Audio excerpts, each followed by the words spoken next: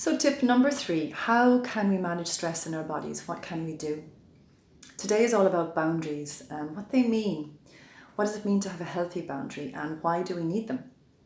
So I must say this was very an alien topic to me a few years ago, until I came across a phrase that said, no is a complete sentence, or no is a complete answer. We have a problem delivering the word no, don't we? We don't want to let people down, especially if they ask us to give them help or to maybe help them with work or commit to something. Now, if we can't do that, we need to say no. We absolutely need to say no, because what happens is you end up letting yourself down if you say yes and you're only half committing to something. So let me explain it a little bit more. So say you're at work and you have a deadline, you have 2 things that have to be done before the end of the day. And you're busy working and a colleague walks in and says, Suzanne, can you help me with something? I need you to look at this for me or whatever. Or the phone rings. That's another really good example. The phone rings in the middle of your work. And straight away, what we tend to do is we tend to answer the phone, don't we? We tend to answer the phone, talk to the person. Now, if it's a quick phone call, that's fine. But sometimes what happens is you end up getting another job to do for somebody else on the phone. And what happens is we tend to do that work first. So meanwhile, your work is still sitting on the side waiting to be done. Now, your day is still moving, your time is still going, and the work is still there to be done.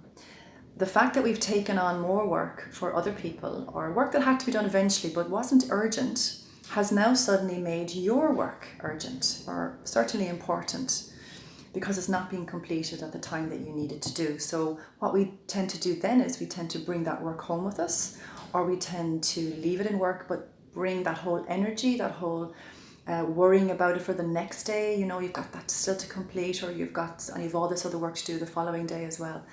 So by saying no to people, I'm not saying being rude to people, I'm just saying no to certain things you can't commit to.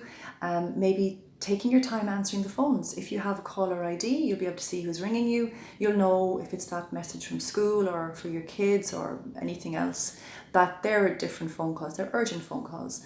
But the phone calls can wait, and you will ring them back, but not at the expense of your work. Because the more times you do this, the more times you say yes to things for fear of letting somebody else down, what happens is you're adding more commitments, more little workloads to yourself. And they might only be tiny. It might only be a small commitment when you look at it by itself. But with all the other little bits that you have to do during the day, it can build up and build up and build up. And suddenly you're at overwhelm stage. And then that can very, very easily mushroom into stress stage. So having healthy boundaries is crucial. Now, there are just a couple of examples. And it might feel a little bit awkward, a little bit, difficult when you deliver that no first time, because you'll feel, oh my gosh, you want the ground to swallow you up.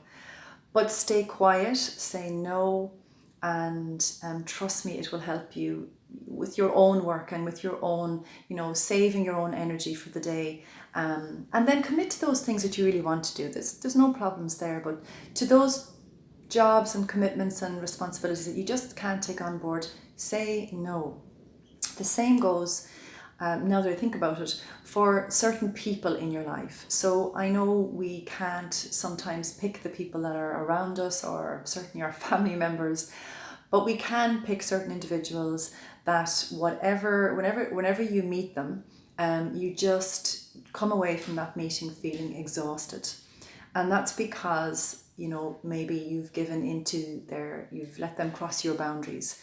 And that's not a healthy position to be in either. So be selective about who you hang around with. Be selective about who you spend your time with.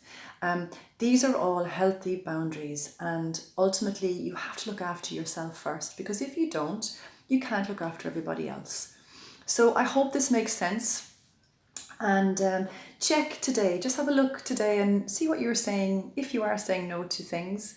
And if you're saying yes to too many things, how that has an impact on yourself. Okay? Healthy boundaries.